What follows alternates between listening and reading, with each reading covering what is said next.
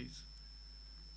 So the brahmacharini period of your life is such a blessing.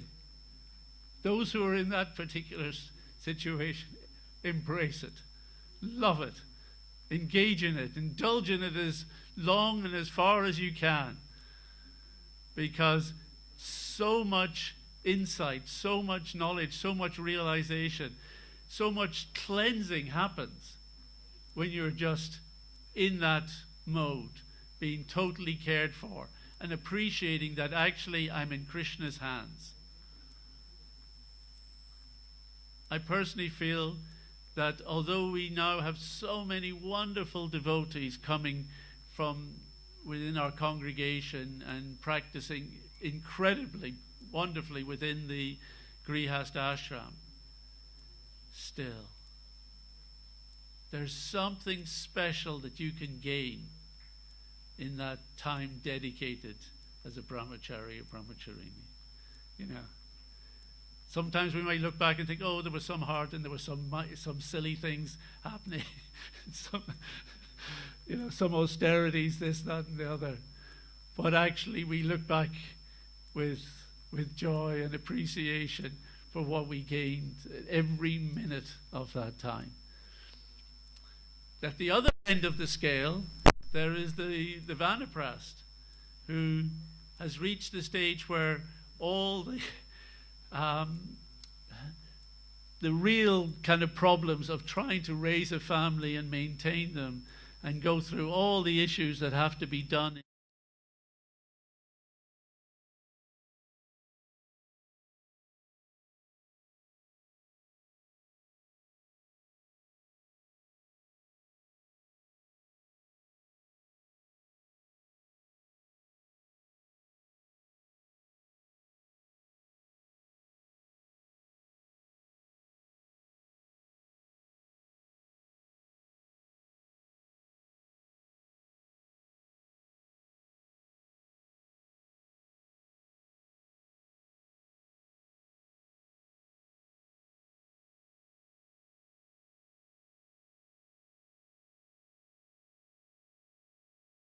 I think they get looked after okay, generally.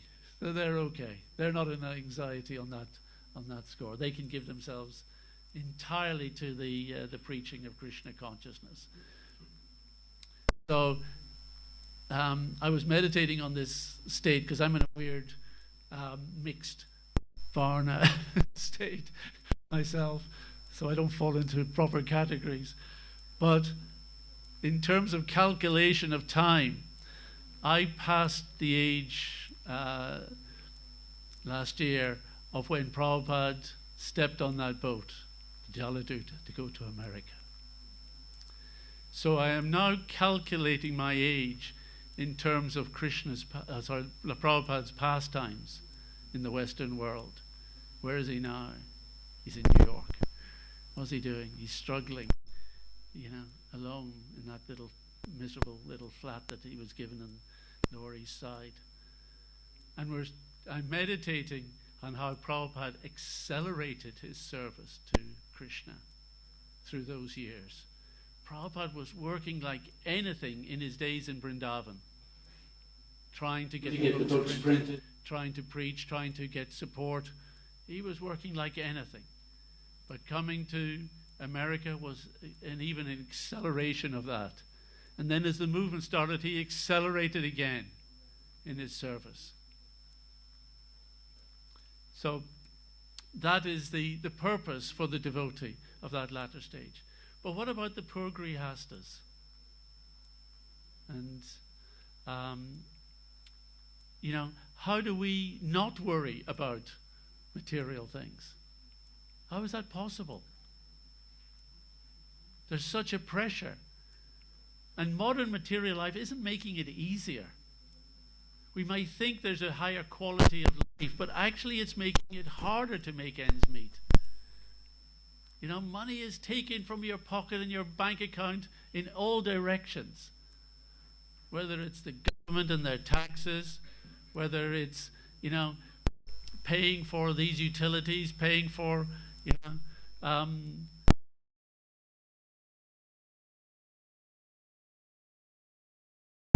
It's tough.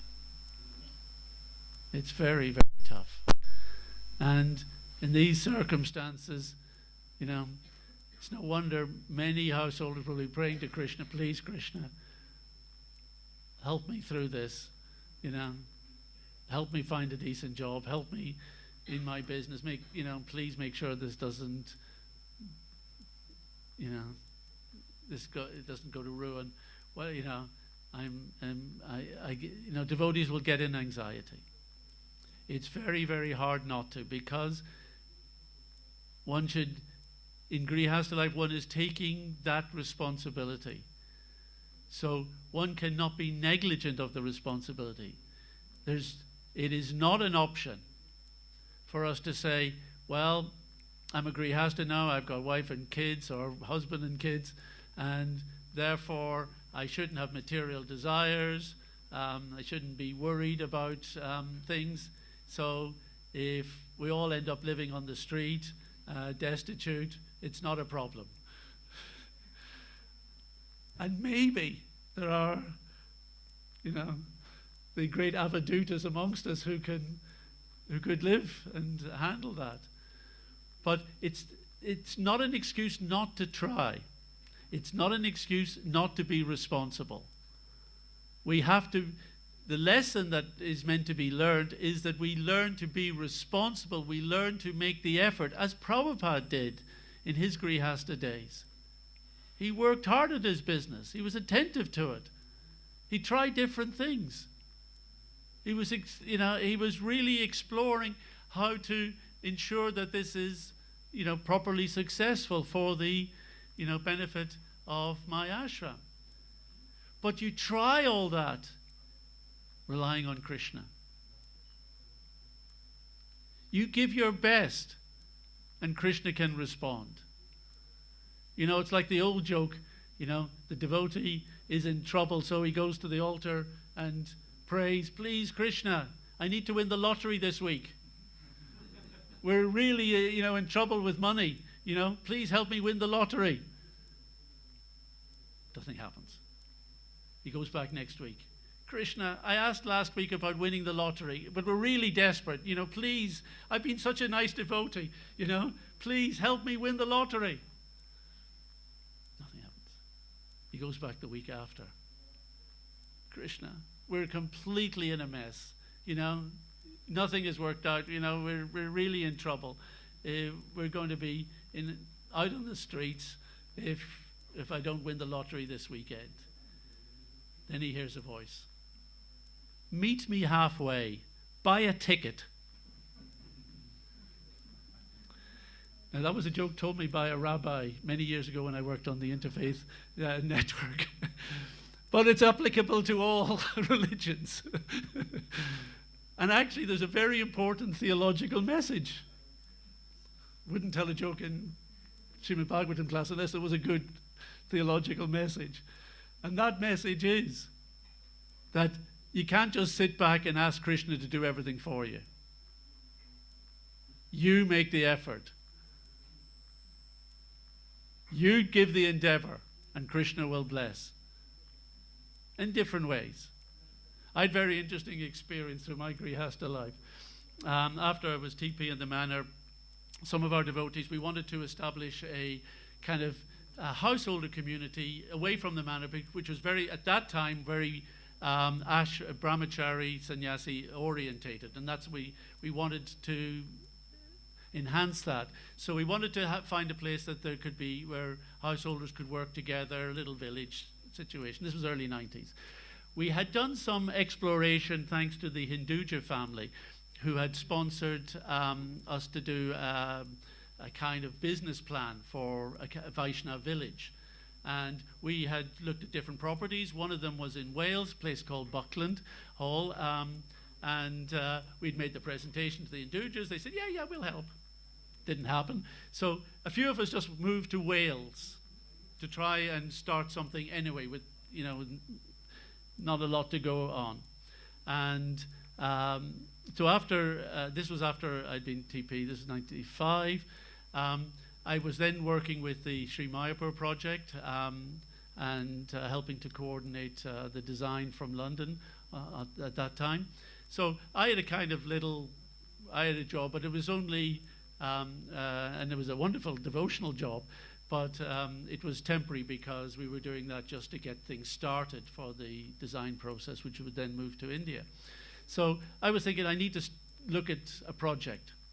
I've got no funds, but what I can do is do a business plan. And I'd like to run a little retreat center. That could be good out here. That's a nice Sattvic thing, and it would be a nice commercial activity. So I'll do a business plan for a retreat center. And I'll need to base it on a property I already know. So I'll base it on one of the properties that we looked at for the Hindujas, say Buckland Hall nearby. I'll do business. It's too big, but it'll serve as a business plan. And then I said, and I'll do this business plan when I get back from the next set of meetings in London with the Mayapur project. So it'd be the weekend, I'd have a little free time, I could do a business plan. I got back Friday night. I got up the next morning and I was just chanting my rounds. It was still before breakfast, and the phone rang. And it was the owner of Buckland Hall. He said, I want to come and see you. So he drove up a few minutes, 20 minutes later, and said, I've got bad news for me, but good news for you. The bank has just taken Buckland Hall off me. Don't be sad for me. He hadn't paid them for 7 years. He deserved it. He said, so if you were looking for a project, here's a chance. And I thought, hey, Krishna, I promised I would start the business plan based on Buckland Hall this morning, but I thought I'd get breakfast first. So I called up a few friends to ask, well, what do you think? Do you think we should be doing this? They said, yes, we should do it. So no, Krishna definitely's got something in mind here. And within 3 months, we were the proud owners of Buckland Hall. We ran it for 20-odd years, developed it into the biggest and best retreat centre, vegetarian retreat centre in the UK. And we were running very happily. And then Krishna stepped in. And I foresaw myself, working on it for years to come. But it was a great service because I had lots of time. I was involved with the BI, doing a lot of work on science preaching, and still doing stuff with the BBC and helping other temples. We were accommodating lots of nice retreats, helping others, but at the same time giving special prices to the devotees and running a lot of nice ISKCON projects. So I thought it was a perfect situation for me. Really liked it.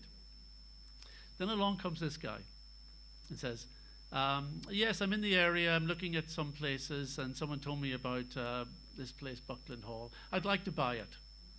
Yeah, but we're not for sale. Yes, but I'd like to buy it. But we're very happy. He says, I'll make an offer. You've got to put it to your shareholders. Which I did, it's true.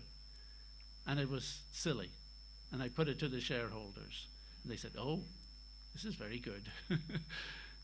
So they wanted to take the offer, all our shareholders. They've been with us 20 years. They've been very good and very supportive. So they had to have some return eventually. And this was just silly. So they wanted to do it. Myself and a couple of others really tried everything we could to avoid the sale going through. And everything we asked for, everything ridiculous we asked for, including we wanted 7 months delay from contract to completion, so that we can we can look after all our other clients during that period, not cancel at the last minute on them. And yep. So agreed with everything. So the day came, we had to hand it over. And I was very sad. I thought, oh, this is not what I wanted. That date was the 31st of January, 2020. Think of the significance. 1 month later, we'd have been closed down and we would never have reopened, because retreats have to be organized almost sometimes years in advance. You know, minimum was a year for an international event. And you have to wait until everything, you know, they barely got back into action now, retreats. We wouldn't have survived. So a month later, I could see Krishna's plan. A month later, I could say, oh my God, Krishna has just saved us. If the guy had come back a year later, we'd have given him the keys.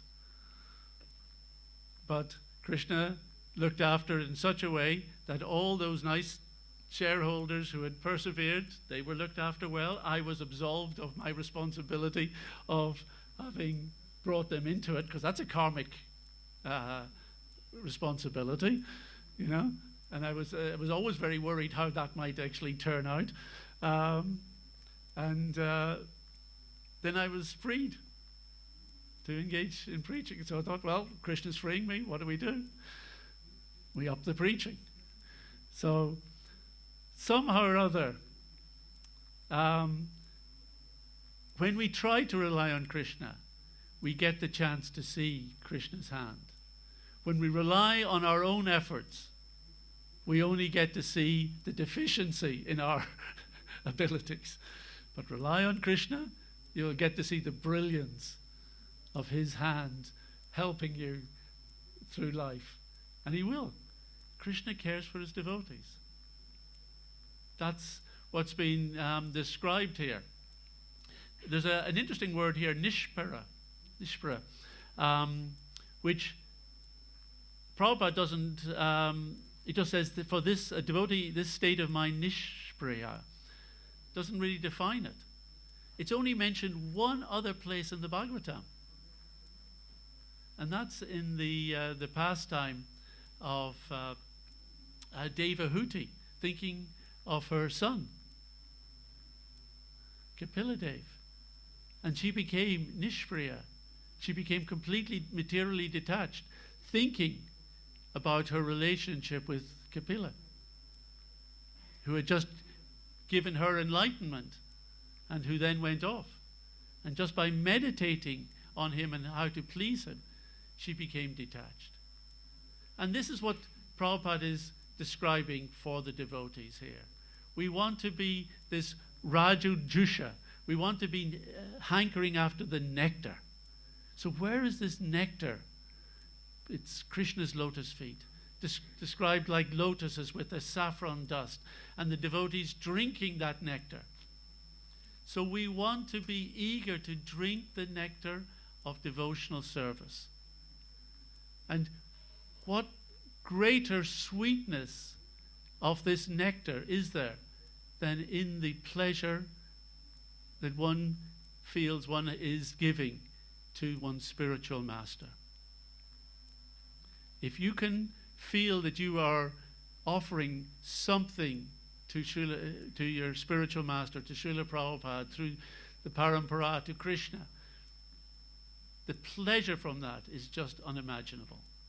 Let me tell just one pastime, which is connected with my first encounter with the devotees from the German Yatra.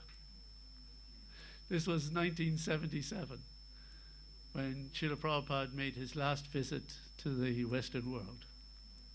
He came to Bhaktivedanta Manor.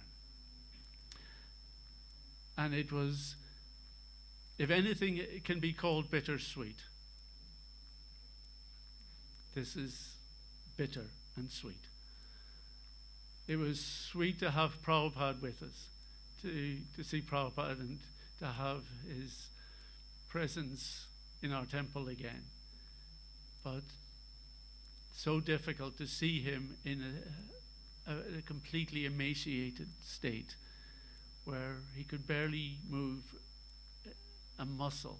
Every movement was painful because, as one doctor who came to see him said, the bones are touching the inside of the skin.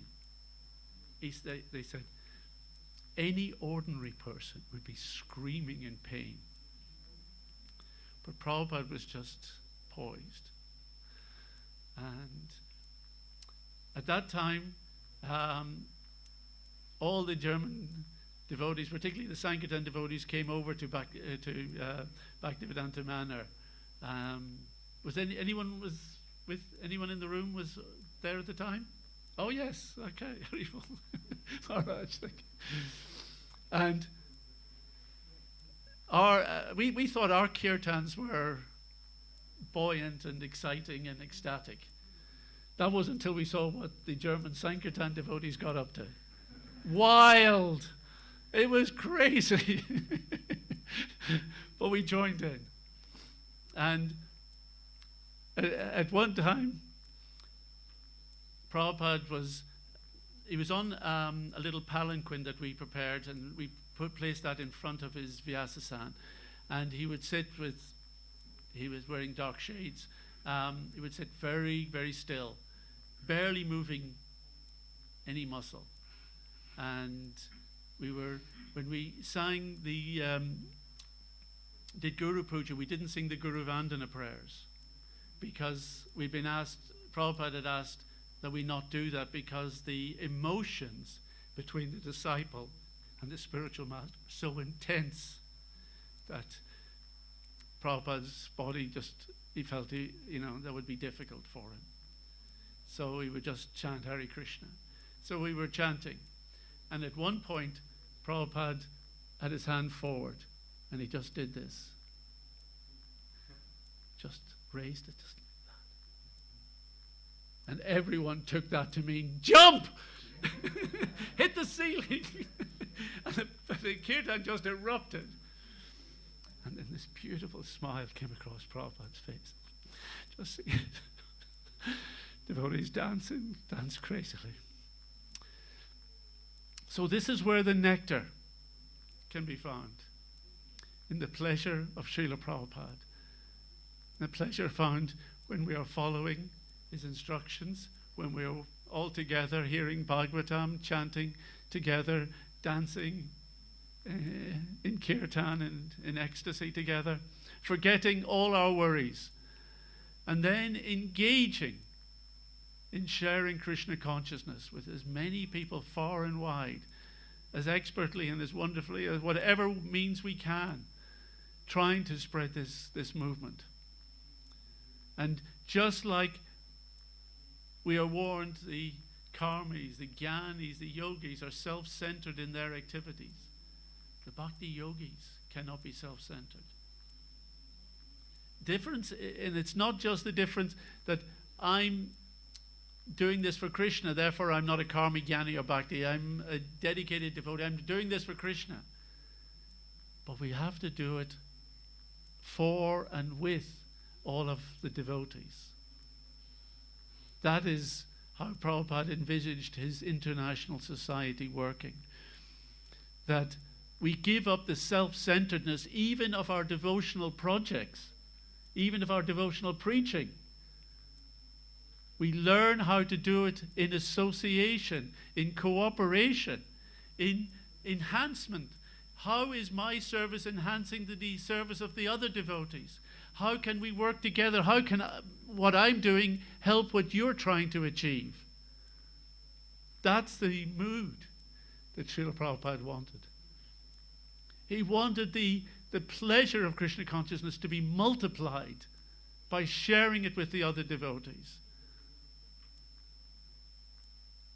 So that this movement just becomes the most ecstatic, happy, satisfied, peaceful organization and community of souls in this world. That's our goal. We have to be the most attractive, most wonderful, most friendly, most able to kind of shed people of their desires, their worries, their motivations and selfishness so that they can come to Krishna. That's actually our challenge. Krishna consciousness isn't something we just give to someone. It's not things we don't just do stuff that makes them Krishna conscious. We have to somehow do those things in a way that welcomes them and absorbs them into the family of devotees. That becomes our challenge. And I think that's what's been asked of us here. We neither worry about material prosperity, We neither for ourselves. This movement can spread. Prabhupada said Krishna can give you everything. You know, he looked after Kurukshetra in a handful of days, 18 days. What can he do for you in 18 days? He can give you the world. But that giving us the world means we have to be ready. We have to be in this state of mind that can accept and can take advantage of whatever gifts Krishna will put in our hands. That's the responsibility that we all have. So,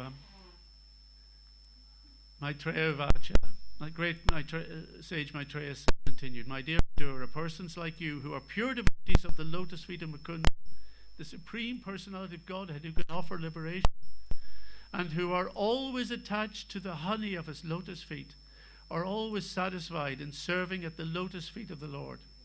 In any condition of life, such persons remain satisfied, and thus they never ask the Lord for material prosperity. Hare Krishna. I think we've got a couple of minutes. If there's any points or questions. Or any pastimes from 77? Did you want to?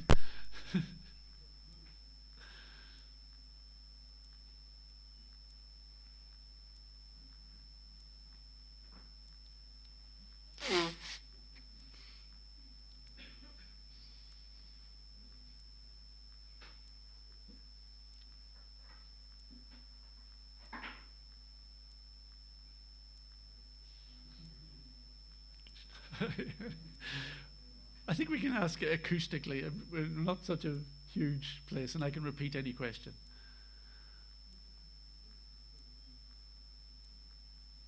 Hare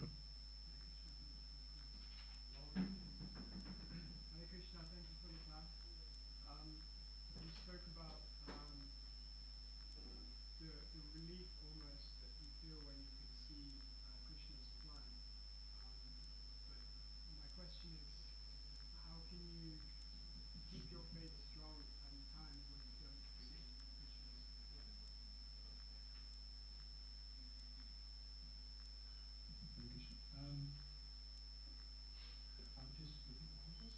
Yes. Okay.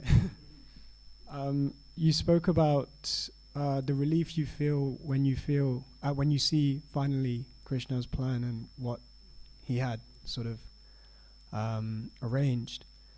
But my question is, what to do in the times where you don't see? How can you keep your faith strong in the times where you don't see his plan? Yeah. The fact is you're not going to see Krishna's plan while it's happening. Very rarely will it be the case. Sometimes there's hints. I can think of some projects and some situations where Krishna gives the hints along the way that this is what he's trying to unfold. I could give examples of it, but we'll get into another thing. But often you don't get to see what Krishna was up to until afterwards. So you're quite right, how to have faith in those circumstances. And I think I look back and see what I was trying to do. I was trying to fight against something that was ultimately Krishna's plan, for very good reasons. But it was I took it that it was my responsibility to do that, to actually test that the situation properly. Otherwise, I could have fallen into the trap of it not being Krishna's plan and me failing to be responsible and check out the alternatives. So sometimes we find ourselves in that situation where we're trying to almost test what seems to be happening. And then when you see that that is not working, you start to think, maybe there's something at work here that I'm meant to accept.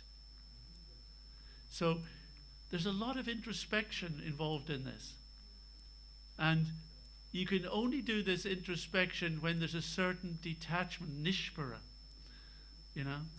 when you're willing to be proved wrong, when you're willing to understand that what I might have wanted isn't going to happen and I have to look at another course of action. You know, that takes a little willingness to accept things that, you know, our mind is telling us, no, that's going to be terrible. So it's hard. But that's what we practice. And we practice it every day in devotional service. That's why doing service that is challenging, that is intense, is a daily way to develop this mentality. You know, traditionally, book distribution is a very, very intense service. When you get right into it and you're ready to be there morning, noon and night, you know, working, you know, to distribute books, it's very intense. But the realizations and the appreciation of Krishna and learning how Krishna is helping you comes very strongly. Deity worship, also very, very intense. And the realizations that come from that. Looking after Krishna's cows, looking after the kitchen. Any service can be so intense.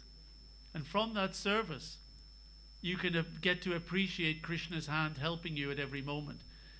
And if you learn to see Krishna in the small things, in the moment-to-moment things that is happening in your life, when it comes to the big stuff, you'll be ready.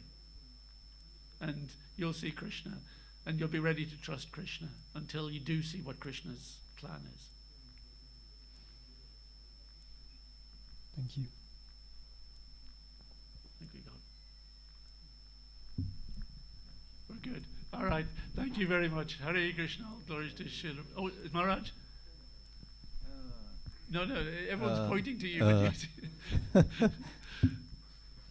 Since you mentioned Srila Prabhupada's visit to the manor in 1977, and yes, I was also there.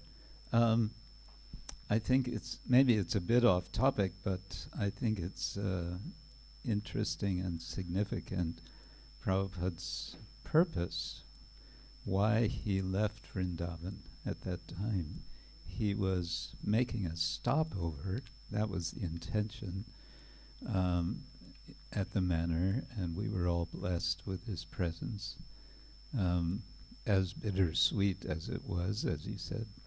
But his intention was specifically to go to Gitanagari Farm in Pennsylvania in America. There he wanted to teach the devotees. This was going to be like his last.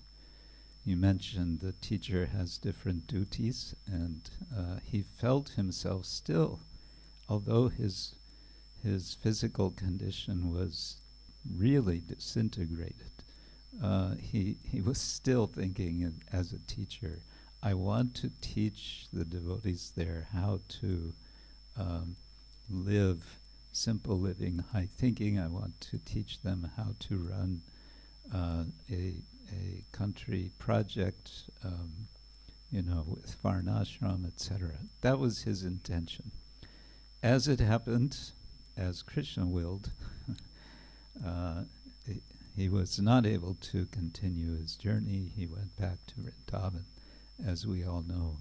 But while he was in Bhaktivedanta Manor, the mood that Prabhupada had at that time was really astonishing, because although I just said he was in this mood of being a teacher, what he was now teaching was how to be ready to depart the world. And at the same time, he had clearly put aside his mood of being our guru, I think. He was seeing all of the devotees as, I felt this way, he was seeing us as residents of the spiritual world. He was completely, now it was Uttama Adhikari. He wasn't being the Madhyama Adhikari anymore. Confirmed. Yeah, anyway, I just wanted to say that. Hare Krishna. Very nice. Thank you, Maharaj. Srila Prabhupada ki Jai. jai. Śrīmad-Bhāgavatam ki Jai. jai. Gaura Premanande. Hari Bol. Srinachalam Dham ki jai. Hare Krishna. Akanda di Prabhu ki jai.